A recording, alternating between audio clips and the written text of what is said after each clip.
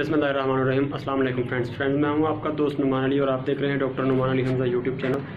दोस्तों, सबसे पहले तो मैं माज़रत चाहता हूं कि मैं इतने दिनों से कोई वीडियो नहीं डाल रहा था। असल में कुछ मेरा मसला चल रहा था, मैं तबादले के बारे में सोच रहा था। तबादला तो हुआ नहीं अभी तक, लेकिन वीडियोज़ थोड़ी सी मिस हो गई, तो उसके लिए सबसे पहले माज़रत। तो दोस्तों, क्योंकि अब ईद आ रही है तो मैंने सोचा कि इसके मतलब थोड़ी सी वीडियो बना दें एक। दोस्तों, अक्सर ये होता है कि ईद के दिनों में हमें ये शिकायत मिलती है, जो हमारा आम फार्मर होता है जिसने कभी जानवर रखे नहीं होते, कि यार हमारा जानवर जो है वो चारा नहीं खा रहा ठीक से, या फिर उसको मतलब कब्ज़ हो गई है, या फिर उसका मैदा ख़राब हो गया। ये केसेस देखने को ज़्यादातर मिलते हैं। तो दोस्तों, हम आज की इस वीडियो में इसी चीज़ के मतलब बात करेंगे कि किस तरह से आप इन अमराज से बच सकते हैं या अपने जानवर को बचा सकते हैं। तो दोस्तों, वीडियो स्टार्ट करने से पहले मेरी आप सबसे गुजारिश है कि कीजिए मेरे चैनल को और साथ में बने घंटी के निशान को दबा दीजिए ताकि मेरी हर आने वाली नई अपडेट आपको सबसे पहले मिल सके।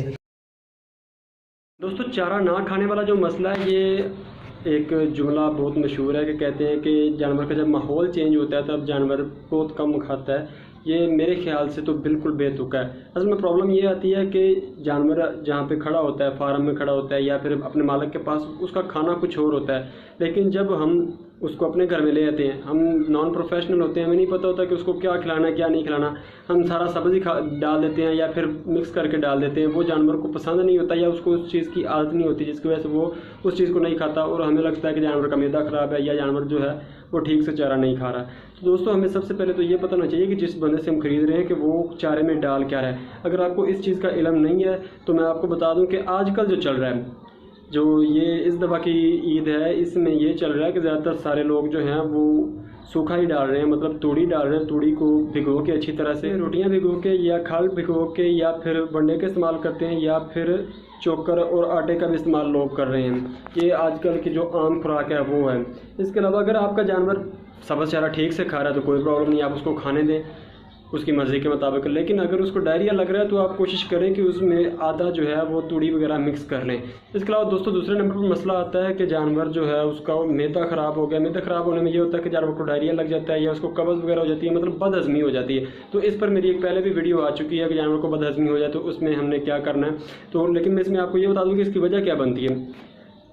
पिछली वाली बात कि हम नॉन प्रोफेशनल, हमें नहीं पता कि जानवर को क्या खिलाना क्या नहीं खिलाना। हम या तो जानवर को बहुत ज़्यादा रोटियां खिला देते हैं, आटा खिला देते हैं, जो बकरे होते हैं खासकर आटा खा लेते हैं, या फिर रोटियां खा लेते हैं, या फिर जो चीज़ उनको मिल जाती है वो खा लेते हैं, जिसकी वजह से उनका मैदा जो है वो ख़राब हो जाता है। तो दोस्तों, अगर आपके जानवर का मैदा ख़राब होता है रोटियां वगैरह खाने की वजह से, तो उसका बड़ा सिंपल सा हल है कि आप कार्बोनेटेड मिक्सचर का इस्तेमाल करवा सकते हैं। मीठा सोडा जो है इसका इस्तेमाल करवा सकते हैं, आपका जानवर ठीक हो जाएगा। इंजेक्शन की किसी किस्म की ज़रूरत नहीं है। लेकिन अगर आपके जानवर को डायरिया का मसला आ जाता है तो उसमें आपने सल्फाडिमाडीन जो इंजेक्शन है वो इस्तेमाल करवाना है। पिलाने के लिए भी इस्तेमाल करवाया जा सकता है और लगाने के लिए भी इस्तेमाल करवाया जा सकता है।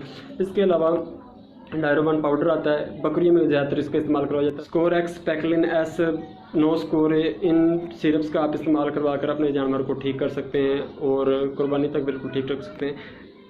तो दोस्तों, उम्मीद करता हूँ कि मेरी आज की वीडियो आपको अच्छी लगी होगी। तो अगर अच्छी लगी हो तो लाइक कीजिए, कमेंट कीजिए और सब्सक्राइब करना तो बिल्कुल ना भूलिएगा। तो मेरी तरफ से दोस्तों आप सबको एडवांस में मुबारक। अपना ख्याल रखिएगा, अपने घर वालों का ख्याल रखिएगा, जानवरों का ख्याल रखिएगा। अल्लाह हाफ़िज़।